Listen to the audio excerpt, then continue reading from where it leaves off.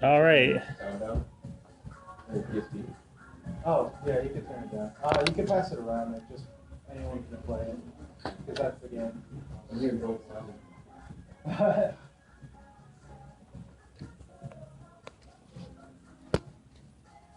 All right, you're on. Okay. Alright, guys. Today I'll be doing a retail analysis on Persona 4 Golden for the PS Vita. The first thing I'd like to discuss is what we're listening to is the actual soundtrack to the game, which I think is phenomenal and just adds to the experience. So, why not? So, a little bit about Persona 4. Yeah. Persona 4 was originally released on December 9th, 2008, and almost 4 years later, it gets re-released on the PS Vita.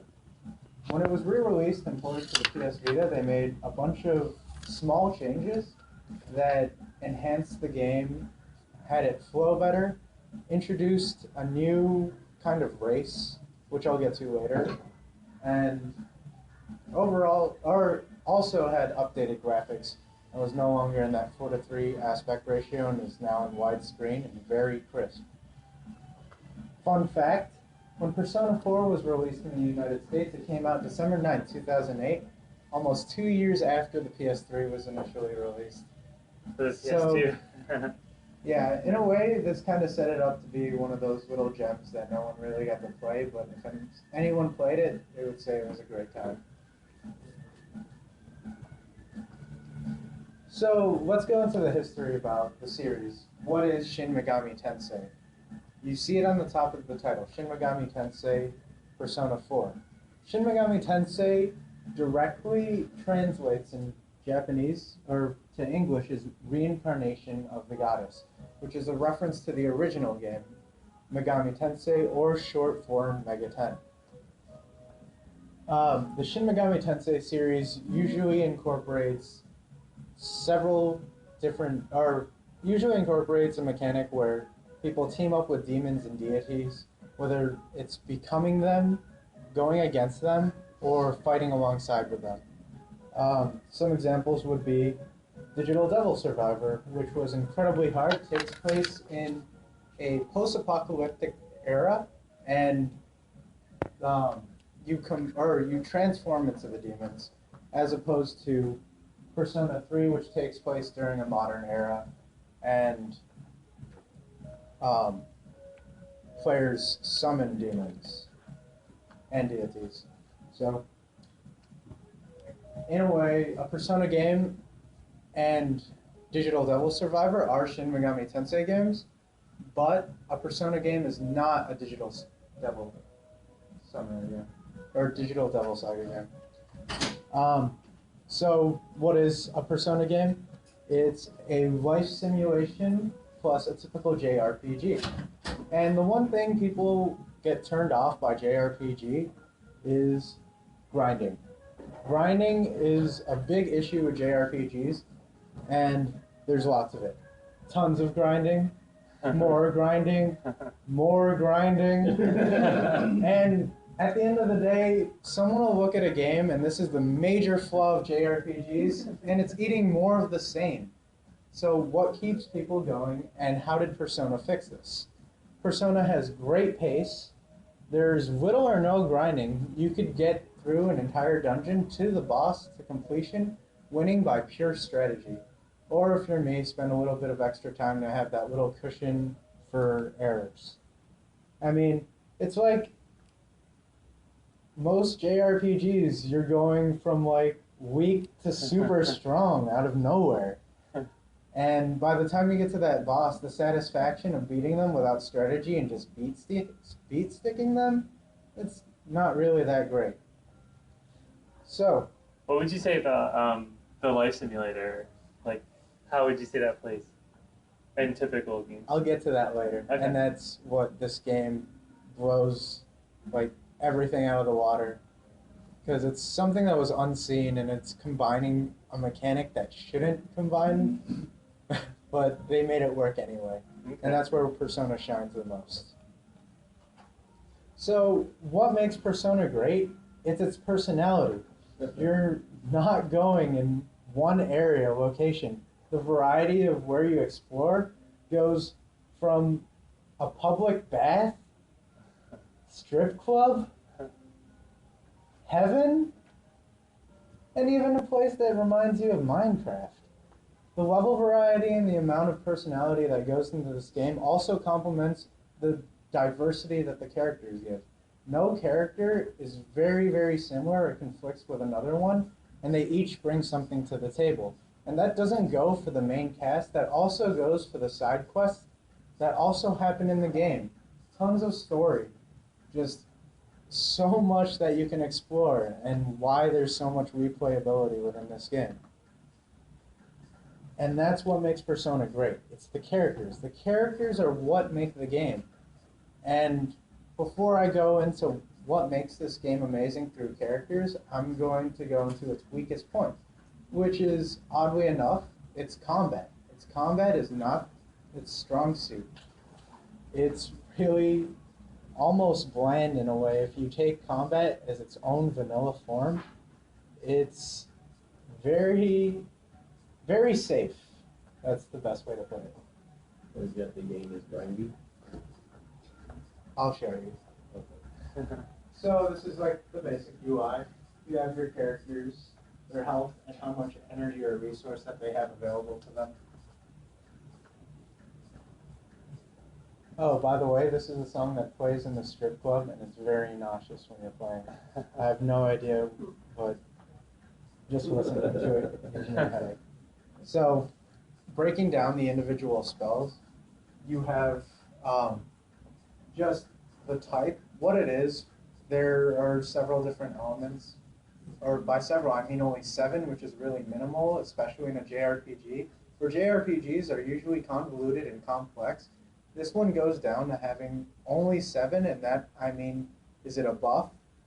Is it 4 elements, including fire, wind, electric, and one more. Anyone who's played the series, Walter, what's the other one? Fire, wind, electric, and What's the other one? Is it? Fire, wind. Oh, No. There's no oh, water. ice.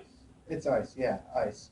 And like dealing with those 4, it's interesting. And they also have almighty damage, which is, it's not going to get that super effective, but it's always going to have that consistent output of damage. As well as, what's odd is their insta-kill moves with very low accuracy.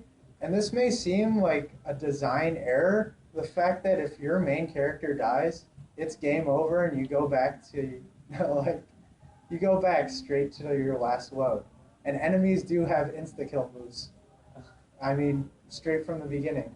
And you start to see its JRPG heritage growth, or show from there. But yeah, it's very simple. It's power, it's accuracy, it's critical, and how much it costs to use. Cost being pulled from resources from either health or mana. And I just did a simple tree of how the combat phase works, but you have your combat phase where you attack. You can go in with a basic attack or go in with a skill. If you hit with a normal and you just do basic damage, it passes on to the enemy and they go through their combat phase, which is the same exact thing as this. If you get hit with a critical, or if you hit with a critical hit, it knocks down the enemy, and from there you go back to an extra attack, and you could use this to chain into hitting critical hits over and over again until you knock them all down. This goes with the effective, and there are only like 4 elements that really have that, other than the insta-kills. But if it knocks down the enemy, or if you kill an enemy, you get another attack in phase. And if you knock everyone down, you get a group attack. So it's really, really basic, and it's just knowledge of the game. And the game also provides you that knowledge through like scanning enemies. As if you figure out their weaknesses, it'll remind you at the very beginning, kind of like someone over, or it's part of the UI, I guess. It'll tell you who's weak against what. for scanning enemies, is it just taking the time to read through, or is it like a special ability? You gain it over time Okay. because there's kind of like that overhead scanner character who isn't a playable character, but applies passives and tells you, oh, this person's weak against that. Big hint, do that. Okay. So after combat is kind of an interesting mechanic that they changed over time. Before it was kind of skill based, where it would show a set of tarot cards and they would spin, and you just have to hit X. In Persona 4 Gold, they modified that, where you could self-detriment your own reward bonuses in order to gather more cards. So each card could give you a brand new persona, and I'll get to what personas are later. And or you could get EXP bonuses, or you could reduce your EXP by 50% to pick up more cards. And if you chain those together and pick up every card, you can guarantee a second pickup on your next what's called shuffle time. So before combat, there's a few things that go on, and one of them is the reoccurring character of Igor in the Velvet Room. You learn Garula. Go ahead, that's an old sage. Should I get rid of that? Yeah, yeah, go ahead. So, Igor is a reoccurring character throughout the Persona series. He helps you go through along the story, explains what personas are and why you have them. He's also kind of your guy to help you craft, and you talk to him to craft personas. And personas are a set of deities or demons that come from several different folklores. They could come from Celtic, Judeo-Christianity, Chinese, Japanese, Egyptian. They pull these deities throughout the series and just transform them into like Pokemon-esque creatures. And you have 8 set abilities that you can pass down when you fuse them. So it's kind of like crossbreeding and trying to come up with that kind of what is going to be best battle, or what's going to be best in a battle situation. Who are some of the more famous personas that you can find? I have Satan on my team. Really? Yeah. Satan? Satan, Lucifer. Can you find Jesus? They have Messiah. Oh. Can you find like Osiris or something like that? An Egyptian? I think there's a massive list of them. Remember in Persona 3 you start off with Orpheus, Well, and you get fighting Thanatos. A guy and a girl with no head dancing together, and a dude on a rainbow unicorn. So Yeah, the okay. enemies are kind of... So, like I said, where they get, or how they classify personas is based on their arcana, which is from tarot cards, and that's where they get this classification system. And here's a little bit more of information about that. So, if you know anything about tarot, you'll be familiar with the names like Hierophant, the Fool, etc. And it plays well with the story because along with these, each of these has a non-playable character or a story route that you can diverge into, and it ties in with what that tarot card means or what it represents. So learning these stories is really what the game shines at the most, and that's what I'll be talking about next. But before that, we're just going to talk a little bit more about crafting. And you can combine these personas as you gather them up. Girlfriend. All of this is possible in Persona 4. And the thing is, all of these things have combat bonuses, and it helps supplement what would be stale combat, where as you're fighting, you remember all of these things that you built up for. For example, if you went on like the soccer team, you would get bonuses towards a certain arcana, and that's just what supplements it. You just remember these great stories. And they're not just stale stories. They go into the individual problems and build these characters that are almost real.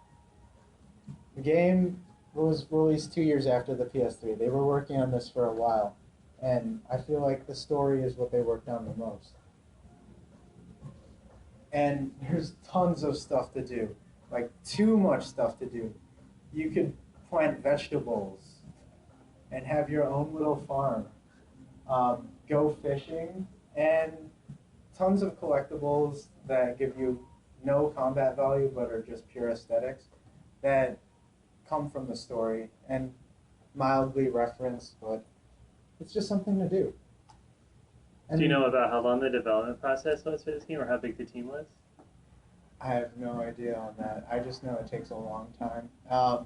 Persona 5 is in the works, or it's been in the works, Okay. and it's being released next year for the PS3. So, yeah, For the PS4 game? PS3. Or just the PS3? Yeah, the PS3. JRPGs, man. So let's go into characters, and I just want to emphasize that this game, compared to visual novels, is this isn't necessarily Persona 4, Persona 3, but when you compare it alongside, you could definitely see the resemblance of where they pulled these traits. So what's really interesting is as you build a bond with these characters, they also build a bond within combat. For example, if you were dating someone who was also one of your playable characters, and you were about to get hit with a critical hit that would normally kill you, they'll take the killing blow for you. And this was never referenced throughout the game, but the first time it happened to me, I was very, very shocked and had no idea what just happened. So let's go into the characters and their diverse backgrounds and what makes this game so interesting and what shines the most about them. Each of the characters in this game has their own baggage, their individual problems, and throughout the game you grow alongside and help them solve these problems. Not necessarily help them solve, but they'll solve them themselves, and you're going along with the growing process. That's the most ridiculous Yeah. The enemies are really, really interesting. So we'll start off with the first people you meet throughout the game, and that's the Dojima family. And these are the people you're staying with. You're staying with your uncle, and I never even touched base on the story, but throughout the story, you're trying to solve murder cases that happen in the Midnight Channel, which only appears on a rainy day where people are being seen on the TV, and when they're seen on the TV, the next thing you know, they're dead. So that's the issue you're trying to solve. At first, I wasn't really sold on the idea, but when I played it, it was actually really, really good. So your uncle is a single detective whose wife mysteriously died and has no real closure over that. And his daughter, your cousin, Nanako Dojima, and she plays a big role as far as support goes and help character development. These are non-playable characters, but as you have the opportunity to talk to them, it plays like a visual novel. It's like reading a book. In a way, it's just like how Pizza Hut had that read and go thing where if you read books, they gave you bonuses, like free pizzas and stuff. I don't know if anyone remembers that. Like the report card thing in Chuck E. Cheese. Yeah. You do stuff like this and you get bonuses. And the game really treats it well.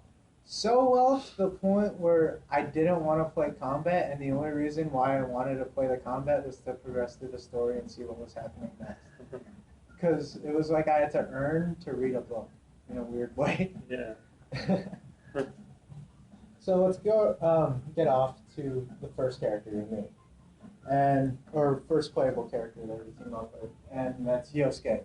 Yosuke is the flippant character who comes off as a carefree and go-lucky guy, but he's really insecure about his personality. And the way they come up with developing these characters is when you first encounter their issues or what they have to deal with, they present them as enemies that you have to defeat. And that's where the emotional draw comes from. Throughout the entire story, as you're beating the boss, you're getting dialogue about what was wrong with the person, what they needed to solve, and what their issue was. For example, Yosuke was completely insecure, not very confident about himself, but that didn't reflect as the person that he was until you actually get to know him really well, and you're kind of forcibly have to learn about him, and that's what the story sets up as. Was one of the designers a psychiatrist? I have no idea. Because it sounds like that would be the job of a psychiatrist. Just incorporated that in. I think it's just really well written. There is an animated series that follows it really well if you're too lazy to play the game, but the game's really good. Even though you don't like the combat. The combat, I don't think the combat is very great, but the fact that it ties so well with the story makes it great. Okay. And it's weird. It's as far as a Shin Megami Tensei game goes, it's not as complex or convoluted. It's simple, but the simplicity is just supplemented by the story that goes behind.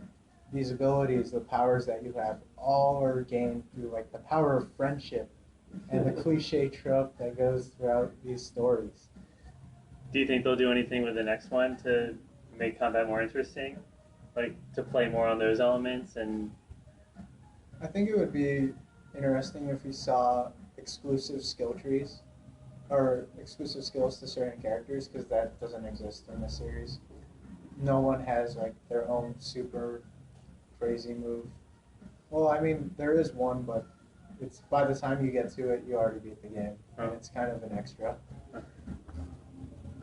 So now you have Chie, and yeah, you kind of have to follow romance trees in order to get the story with most of these girls, but it's weird. It's just a great story, but she doesn't know what she wants to do with her life, and she feels overshadowed compared to her friend, and she has this underlying jealousy that doesn't really go through, and these emotions transform that into a boss. And like I said earlier, bosses have extreme dialogue, and that just breaks down these characters to what their weaknesses are, their inner weaknesses, and you try to triumph that. Teddy, in our in our hero's journey, is the familiar.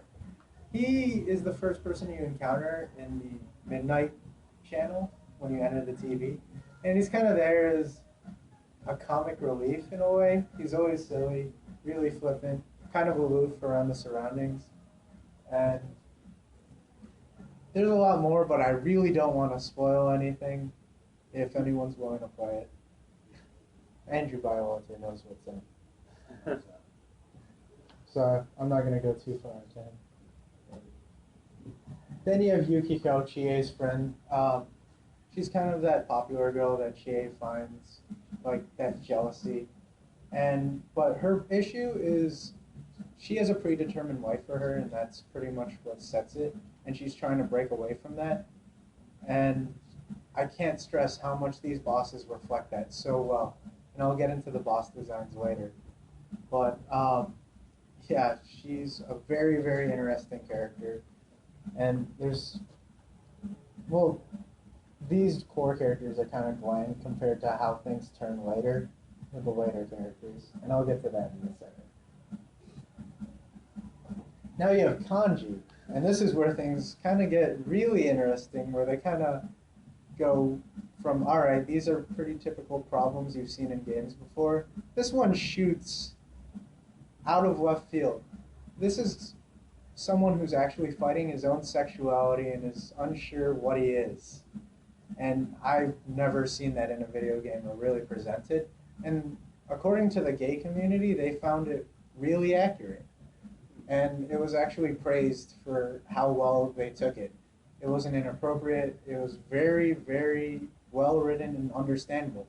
Someone who is conflicted about their own sexuality could relate to.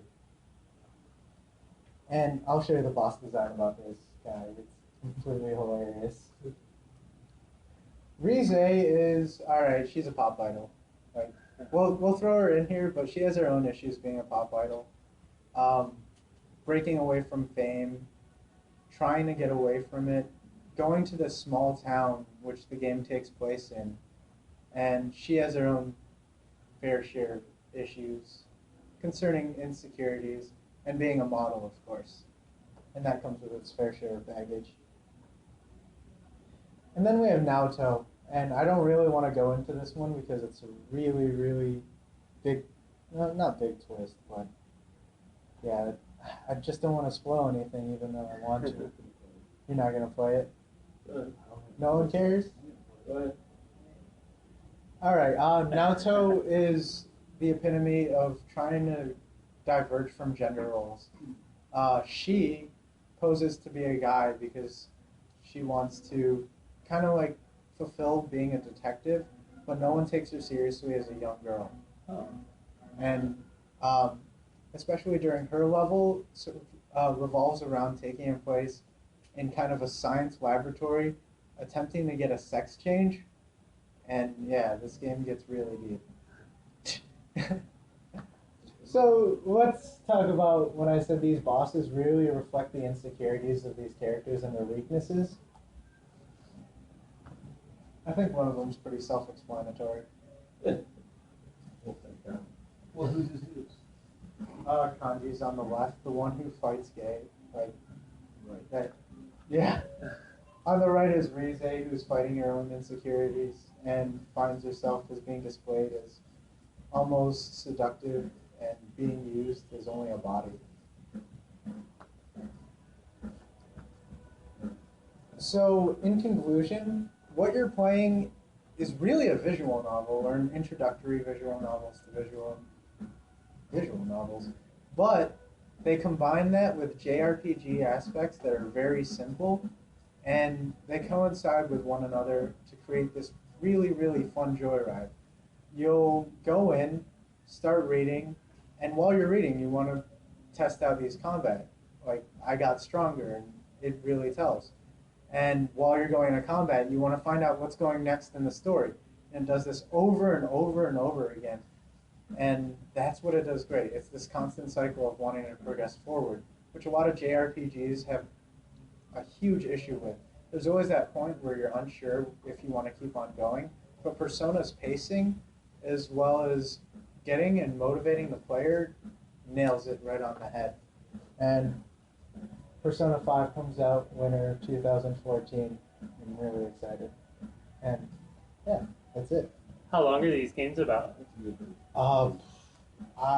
60 hours for the initial campaign. Okay. And so it's pretty long. And then that's without going into the 20 individual characters who have their own stories.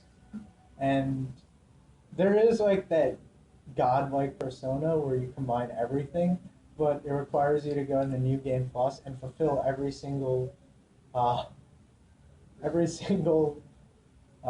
character route in the game. Because once you complete a character route, you unlock kind of the most powerful persona within that arcana. And you combine all of those into one, which within itself is like a gold trophy, or it gives you a gold trophy on PSN. Okay. So, yeah. How long have they been working on Persona 5? They only announced it last year that they were working on it, but there was like no news. They went dead for a while. I find it it's really weird that it's going from like an old gen. Persona 4 was released 2 years after the PS3 was released. Yeah. So this could be like potentially about 6 years of development time if they started when Persona 4 finished. Yeah, they spent a lot of time writing the stories just because I can't get over how good the story is. Like, it's like reading a book, a really good book. Huh. And it's a lot different than JRPGs normally go, because sometimes you just don't care about characters, but this sets you up to care about every single character in one form or the other, or completely hating someone based on what they stand for. Yeah, that's Persona. That's really cool. So how big are their sales? Like, is it a big selling game, or is it less looked at because it's made usually on the last generation? It's less looked at, but it has a huge cult following. Do you think if it was released on the same generation system, like if it was released on the new one on PS4, would it get a bigger following? I think it would get a bigger following just because if it was released on the PS4 and if it was released now, it would get a head start on that JRPG, and everyone wants to jump on the first JRPG that comes out for a console. But unfortunately, the amount of writing that does go into these games takes a while, especially since you have to take in consideration that these routes each affect each other, and you have to plan that diligently. And I think the biggest part is trying not to cross these paths, and they have to be really delicate on that. And yeah, that's a really hard process. Do you think they can keep making these Persona games if they don't catch up to the console generation? As Atlas was going into bankruptcy, apparently the Persona team was just fine. Like, did you read about this? Yeah, I read about Atlas when their publisher was going into bankruptcy. They were actually saying that even if they didn't get picked up by, I don't remember who actually ended up picking up, they said they were so successful that they could just self-publish if they didn't. Yeah, the Persona team was just like, they're fine. They publicly said that. In fact, Persona 4 was released under several different publishers. North America, it was published under Atlas, as well as in Japan. In Australia, it was published by Ubisoft. And in Europe, it was published by Square Enix. Okay. Yeah. It's weird. It's a Japanese company. Yeah. But I thought that was really interesting that publishers would fight over an IP over in a certain region. Well, fully. I looked at the sales numbers for Golden was about $500,000. Oh, dang. That's a lot more than the original Persona. They sold 500,000? Yeah. Oh. Which is weird. JRPGs and global? Yeah, is that global? Yeah, JRPGs. And also, Shin Megami Tensei, the whole franchise, is extremely popular in Japan, so I would only assume the majority of their sales would come from there. Yeah, it's visual novel JRPG. They'll eat that like cake. Japan's numbers accounted for like over half of it. Really? Yeah. But So there's no need to reorder. No need. Even being a console behind was still fun. yeah, that's what's incredible. Despite being a console behind, they'll still sell well. And I think that's crazy. Even if they're a year or 2 years behind, they still manage to make a game satisfying enough to dust off the old console and play, which is a bold move. Have you played all the Persona games? I played 3, 4, and I didn't play 1 and 2. How does it felt like they recycled any storyline plots or anything like that between the games? Between 3 and 4, which is when they actually delved into going into these characters or life simulation, I didn't really see. They were just like drastically different as far as characters went. They had their own set of problems, and I know people who like Persona 3 a lot better than Persona 4, just because of characters, but Persona 4 had much better mechanics. So you mentioned that these games cover some like more adult themes like homosexuality and stuff like that. Do you think the games in general are more adult, or are they kind of like a blend, like Goofy and stuff like that too? Or They get goofy, like tons of times it'll poke fun at itself, but a lot of times it goes into those very moral decisions, like I can kill this person right now, and that's what all Shin Megami Tensei games go. The fact that they're going with deities and demons, it's fighting these moral decisions, and you could end up with a horrible ending. I mean, you can kill the wrong person who's completely innocent and screw up, and it's one of the biggest kick in the stomachs if you get the wrong ending, that as you're leaving, you'll see the real killer just smile. And you realize you just killed an innocent guy.